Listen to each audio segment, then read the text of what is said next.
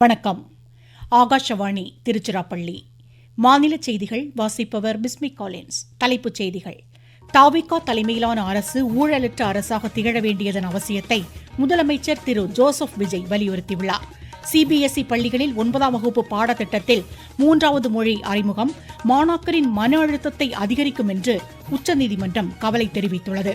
தமிழ்நாட்டில் லாக்அப் மரணத்திற்கு காரணமானவர்கள் மீது கடும் நடவடிக்கை எடுக்கப்படும் என்று மாநில சட்டத்துறை அமைச்சர் திரு நிர்மல்குமார் கூறியுள்ளார். தமிழ்நாட்டில் இன்று 15 மாவட்டங்களில் வெப்ப அலை வீசக்கூடும் என்று சென்னை வானிலை ஆய்வு மையம் தெரிவித்துள்ளது. இந்திய இங்கிலாந்து அணிகளுக்கு இடையிலான 2வது ஒருநாள் சர்வதேச கிரிக்கெட் போட்டி கார்டிஃபில் இன்று நடைபெறுகிறது. இனி விரிவான செய்திகள். தமிழ்நாட்டில் தவிக தலைமையிலான அரசு ஊழலற்ற அரசாக திகழ வேண்டியதன் அவசியத்தை முதலமைச்சர் திரு ஜோசப் விஜய் வலியுறுத்தியுள்ளார். சென்னையில் இன்று நடைபெற்ற அமைச்சரவைக் கூட்டத்தில் பேசிய அவர், ஊழல் புகாரில் சிக்கும் அமைச்சர்களின் பதவி உடனடியாக பறிக்கப்படும் என்று எச்சரித்துள்ளார். தனது தலைமையிலான அரசு வெளிப்படைத் தன்மையுடன் செயல்படுவதன் அவசியத்தை வலியுறுத்திய முதலமைச்சர், எவ்வித பாரபட்சமும் இன்றி தவறு செய்பவர்கள் மீது நடவடிக்கை எடுக்கப்படும் என்றார். ஆய்வு என்ற பெயரில் பள்ளிகளுக்கும் அரசு அலுவலகங்களுக்கும் செல்வதை அமைச்சர்கள் தவிர்க்க வேண்டும் என்றும் கூறியுள்ளார்.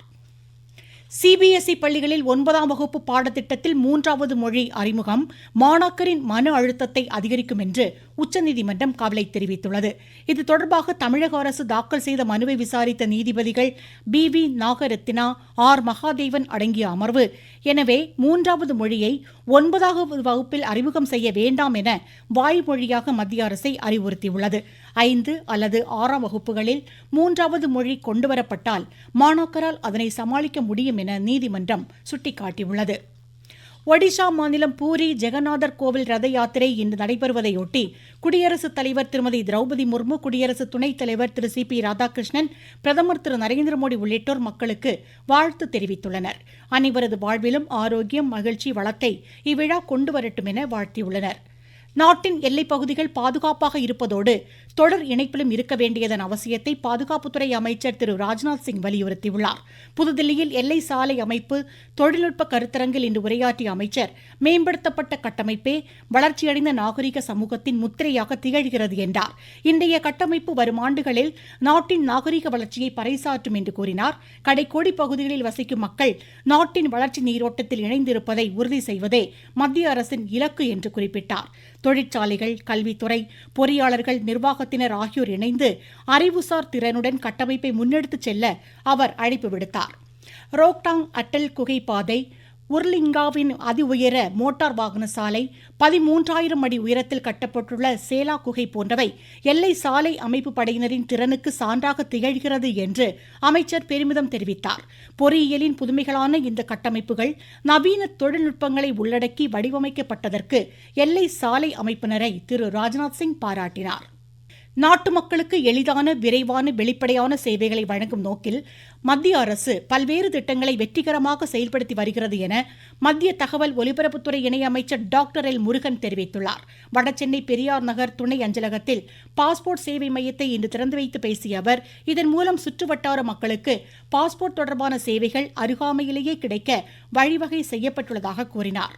தூய்மை இந்தியா திட்டத்தின் கீழ் சென்னை மணலி எண்ணெய் நிறுவன வளாகத்தில் மரக்கன்றுகள் நடும் விழாவை மத்திய பெட்ரோலியத்துறை இணையமைச்சர் திரு சுரேஷ் கோபி தொடங்கி வைத்தார். இந்நிகழ்ச்சியில் 500க்கும் மேற்பட்ட மாணாக்கர் பங்கேற்று சுற்றுச்சூழல் உறுதிமொழி ஏற்றனர். உணவு பாதுகாப்பில் எவ்வித சமரசத்திற்கும் இடமில்லை என்று மத்திய உணவுத்துறை செயலர் திரு அவினாஷ் ஜோஷி தெரிவித்துள்ளார். புதுதில்லியில் இன்று நடைபெற்ற 17வது உணவு வர்த்தக தொழில் கூட்டமைப்பு மாநாட்டில் உரையாற்றிய அவர், ஆரோக்கியமான உணவு வகைகளை முன்னெடுத்துச் சென்று பொறுப்புத்தன்மையுடன் கூடிய பதப்படுத்தும் நடைமுறைகள் ஊக்குவிக்கப்பட வேண்டும் என்று கேட்டுக்கொண்டார். தமிழ்நாட்டில் அதிக செயற்கை நிறமூட்டிகளை பயன்படுத்தி தயாரிக்கப்படும் வண்ண அப்பள விற்பனைக்கு தடை விதித்து உணவு பாதுகாப்புத்துறை உத்தரவிட்டுள்ளது. வண்ண அப்பளம் உட்கொள்வதால் புற்றுநோய் வருவதற்கான வாய்ப்பு உள்ளதாக எச்சரிக்கை விடுக்கப்பட்டுள்ளது. உளுந்து, அரிசியை பயன்படுத்தி தயாரிக்கப்படும் அப்பளத்தை விற்க தடை இல்லை என்றும் உணவுத்துறை கூறியுள்ளது. நீங்கள் கேட்டுக்கொண்டிருப்பது ஆகாஷ்வாணியின் மாநில செய்தி அறிக்கை. ஊரக வளர்ச்சிக்கான புதிய அத்தியாயம். வளர்ச்சியடைந்த இந்தியாவிற்கான ஊரக வேலைவாய்ப்பு உறுதி மற்றும் வாழ்வாதார சட்டம் செயல்பாட்டிற்கு வந்துள்ளது. இந்த சட்டம் ஆண்டிற்கு 125 நாட்கள் வேலையை உறுதி செய்கிறது. வாரந்தோறும் ஊதியம் வழங்கப்படுவது கட்டாயமாக்கப்பட்டுள்ளது. பணி முடித்த 15 நாட்களுக்குள் ஊதியம் வழங்குவதை உறுதி செய்வதற்கான அம்சங்களும் இதில் இடம்பெற்றுள்ளன. கால தாமதமாக ஊதியம் வழங்கப்பட்டால் அதற்கான இழப்பீட்டுத் தொகைக்கும் வகை செய்யப்பட்டுள்ளது. வளர்ச்சியடைந்த இந்தியாவிற்கான பயணத்தில் மோடி அரசு தொடரும் சீர்திருத்த நடவடிக்கைகள். தமிழ்நாட்டில் லாக்அப் மரணத்திற்கு காரணமானவர்கள் மீது கடும் நடவடிக்கை எடுக்கப்படும் என்று மாநில சட்டத்துறை அமைச்சர் திரு நிர்மல்குமார் எச்சரித்துள்ளார். சென்னையில் இன்று செய்தியாளர்களிடம் பேசிய அவர், லாக்அப் மரண வழக்குகளில் குற்றப்பத்திரிகை தாக்கல் செய்யும் பணிகள் தீவிரமாக மேற்கொள்ளப்பட்டு வருவதாக கூறினார். உடல்நலக்குறைவு காரணமாகவே புழல் சிறை கைதி உயிரிழந்ததாகவும் அவர் குறிப்பிட்டார். பாஜகவுடன் இணைந்து மத்திய அமைச்சரவையில் இடம்பெற திமுக முயற்சி செய்வதாக அவர் குற்றம் சாட்டினார். பழனி நில மோசடி வழக்கு தொடர்பாக மாநில அரசில் யாருக்கும் எவ்வித தொடர்பும் இல்லை என கூறிய அவர், இவ்விவகாரத்தில் தொடர்புடையவர்கள் கட்டாயம் கைது செய்யப்படுவார்கள் என்றார். தமிழ்நாட்டில் அரசு விளையாட்டு விடுதிகளில் மாணாக்கருக்கு குளிர்சாதன வசதி ஏற்படுத்தப்படும் என்று மாநில விளையாட்டுத்துறை அமைச்சர் திரு ஆதவ் அர்ஜுனா தெரிவித்துள்ளார். சென்னையில் தேசிய சீனியர் பேட்மிண்டன் போட்டிகளை இன்று தொடங்கி வைத்து பேசிய அவர், உலகத்தரம் வாய்ந்த பேட்மிண்டன் அகாடமி சென்னையில் அமைக்க திட்டமிடப்பட்டுள்ளதாகவும் கடந்த 60 நாட்களில் 12 கோடி ரூபாய் மதிப்பில் விளையாட்டுத்துறை சார்ந்த திட்டங்களுக்கு ஒப்புதல் வழங்கப்பட்டுள்ளதாகவும் தெரிவித்தார். சட்டப்பேரவை மற்றும் மக்களவை உறுப்பினர்களுக்கு விரைவில் விளையாட்டுப் போட்டிகள் நடத்தப்படும் என்றும் அமைச்சர் கூறினார். கிருஷ்ணகிரி மாவட்டம் KRP அணையிலிருந்து முதல் போக பாசனத்திற்கான தண்ணீரை ஆட்சித்தலைவர் திரு தினேஷ்குமார் இன்று திறந்து வைத்தார். 120 நாட்களுக்கு திறந்துவிடப்படும் தண்ணீரின் மூலம் சுற்றுப்புற பகுதிகளில் உள்ள 10,000 ஏக்கர் நிலங்கள் பாசன வசதி பெறும். கும்பகோணம் பள்ளி தீ விபத்தின் 22ஆம் ஆண்டு நினைவு நாள் இன்று அனுசரிக்கப்படுவதையொட்டி இவ்விபத்தில் உயிரிழந்த 94 குழந்தைகளின் உருவப்படங்களுக்கு அஞ்சலி செலுத்தப்பட்டதாக எமது தஞ்சை செய்தியாளர் தெரிவிக்கிறார். கும்பகோணத்தில் கடந்த 2004ஆம் ஆண்டு நிகழ்ந்த பள்ளி தீ விபத்தில் உயிரிழந்த 94 குழந்தைகளின் 22ஆம் ஆண்டு நினைவு நாள் இன்று அனுசரிக்கப்பட்டது. தீ விபத்து நிகழ்ந்த பள்ளி முன்பு உயிரிழந்த குழந்தைகளின் உருவப்படங்கள் மலர்களால் அலங்கரித்து வைக்கப்பட்டிருந்தன. அவற்றிற்கு பெற்றோர்கள், உறவினர்கள், பொதுமக்கள் உள்ளிட்டோர் மெழுகுவர்த்தி ஏந்தி மலர்கள் தூவி அஞ்சலி செலுத்தினர். கடந்த 2004ஆம் ஆண்டு ஜூலை 16ஆம் தேதி நிகழ்ந்த இந்த தீ விபத்தில் 94 குழந்தைகள் உயிரிழந்தனர். நினைவு நாளையொட்டி மௌன அஞ்சலி செலுத்தப்பட்டது. தஞ்சாவூரில் இருந்து ஆர். நந்தகோபால். நாமக்கல் மாவட்டத்தில் வேளாண் இயந்திரங்கள் வாடகை திட்டத்தின் கீழ் விவசாயிகள் பதிவு செய்து பயன்பெறுமாறு ஆட்சித்தலைவர் திரு மதுபாலன் கேட்டுக் கொண்டுள்ளார். இதுகுறித்து எமது செய்தியாளர். நாமக்கல் மாவட்டத்தில் வேளாண்மை பொறியியல் துறை மூலம் விவசாயிகளுக்கு குறைந்த வாடகையில் வேளாண் இயந்திரங்களை வாடகைக்கு வழங்கும் திட்டத்தில் விவசாயிகள் பதிவு செய்து பயன்பெறுமாறு மாவட்ட நிர்வாகம் கேட்டுக் கொண்டுள்ளது. தற்போதுள்ள வேலையாட்கள் பற்றாக்குறையினை சமாளித்து வேளாண் பணிகளை குறித்த காலத்தில் செய்து முடிப்பதற்கு வேளாண் இயந்திரங்கள் வாடகைக்கு வழங்கப்படுகிறது. இந்த இயந்திரங்கள் மற்றும் உபகரணங்களை வாடகைக்கு பெறுவதற்கு வாடகை 2.0 செயலி மூலம் வீட்டிலிருந்தே முன்பதிவு செய்து கொள்ளலாம் என்றும் மாவட்ட நிர்வாகம் அறிவித்துள்ளது. நாமக்கலிலிருந்து எஸ். கண்ணன்.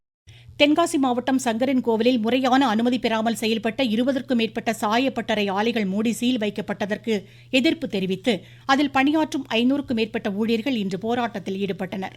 குடும்ப ஓய்வூதியதாரர்களுக்கு மருத்துவ காப்பீடு திட்டத்தை அமல்படுத்த வேண்டும் உள்ளிட்ட கோரிக்கைகளை வலியுறுத்தி ஓய்வு பெற்ற போக்குவரத்து தொழிலாளர்கள் விழுப்புரம் மண்டல போக்குவரத்து அலுவலகம் முன்பு இன்று கவன ஈர்ப்பு ஆர்ப்பாட்டத்தில் ஈடுபட்டனர். திருவண்ணாமலை மாவட்டம் பரவனந்தல் கிராமத்தில் கடந்த 15 நாட்களாக குடிநீர் வழங்காததை கண்டித்து அப்பகுதி மக்கள் செங்கம் குப்பநத்தம் சாலையில் மறியல் போராட்டத்தில் ஈடுபட்டதால் 1 மணி நேரத்திற்கு மேல் போக்குவரத்து தடைப்பட்டது. நெல்லை மாவட்டம் மானூர் கிராம பகுதிக்குள் கரடி நடமாட்டம் தென்படுவதால் அதனை பிடிக்க வேண்டும் என்று பொதுமக்கள் வனத்துறைக்கு கோரிக்கை விடுத்துள்ளதாக எமது செய்தியாளர் தெரிவிக்கிறார். நெல்லை அருகே அமைந்துள்ள மானூர் தெற்குப்பட்டி கிராமத்தில் கரடி ஒன்றின் நடமாட்டம் கண்டறியப்பட்டுள்ளது. நேற்று இரவு நேரத்தில் இந்த கரடி கிராமத்து தெருக்களில் உலாவரும் காட்சிகள் அங்குள்ள CCTV கேமராவில் பதிவாகியுள்ளன. இந்த வீடியோ காட்சிகள் தற்போது சமூக வலைதளங்களில் பரவி அப்பகுதியில் பரபரப்பை ஏற்படுத்தி வருகின்றன. மலைப்பகுதியிலிருந்து வெகு தொலைவில் உள்ள கிராமத்திற்குள் கரடி புகுந்துள்ளதால் பொதுமக்கள் வெளியில் நடமாட அச்சமடைந்துள்ளனர். அசம்பாவிதங்கள் ஏதேனும் நடக்கும் முன் வனத்துறையினர் உடனடியாக இப்பகுதியில் கூண்டு வைத்து கரடியை பிடிக்க நடவடிக்கை எடுக்க வேண்டும் என கோரிக்கை விடுத்துள்ளனர். நெல்லையிலிருந்து திருமலைக்குமார். ராணிப்பேட்டை, வேலூர், திருப்பத்தூர், தர்மபுரி, கிருஷ்ணகிரி, சேலம், நாமக்கல், கரூர், ஈரோடு, திண்டுக்கல், மதுரை, விருதுநகர், தூத்துக்குடி, திருநெல்வேலி, தென்காசி ஆகிய 15 மாவட்டங்களில் இன்று வெப்ப அலை வீசக்கூடும் என்று சென்னை வானிலை ஆய்வு மையம் தெரிவித்துள்ளது. இந்திய, இங்கிலாந்து அணிகளுக்கு இடையிலான 2வது ஒருநாள் சர்வதேச கிரிக்கெட் போட்டி கார்டிஃபில் இன்று மாலை 5:30 மணிக்கு நடைபெறுகிறது. 3 போட்டிகள் கொண்ட இத்தொடரில் இந்தியா தற்போது 1-0 என்ற கணக்கில் முன்னிலையில் உள்ளது. ஜப்பான் ஓபன் பேட்மிண்டன் மகளிர் ஒற்றையர் காலிறுதிக்கு PV சிந்து முன்னேறியுள்ளார். மீண்டும் தலைப்புச் செய்திகள். தாவிகா தலைமையிலான அரசு ஊழலற்ற அரசாக திகழ வேண்டியதன் அவசியத்தை முதலமைச்சர் திரு ஜோசப் விஜய் வலியுறுத்தியுள்ளார். சிபிஎஸ்இ பள்ளிகளில் 9ஆம் வகுப்பு பாடத்திட்டத்தில் 3வது மொழி அறிமுகம் மாணாக்கரின் மன அழுத்தத்தை அதிகரிக்கும் என்று உச்சநீதிமன்றம் கவலை தெரிவித்துள்ளது. தமிழ்நாட்டில் லாக்அப் மரணத்திற்கு காரணமானவர்கள் மீது கடும் நடவடிக்கை எடுக்கப்படும் என்று மாநில சட்டத்துறை அமைச்சர் திரு நிர்மல்குமார் கூறியுள்ளார்.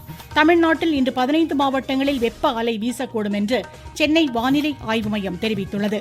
இந்திய இங்கிலாந்து அணிகளுக்கு இடையிலான 2வது ஒருநாள் சர்வதேச கிரிக்கெட் போட்டி கார்டிஃபில் இன்று நடைபெறுகிறது. இத்துடன் இந்த செய்தி அறிக்கை முடிவடைந்தது.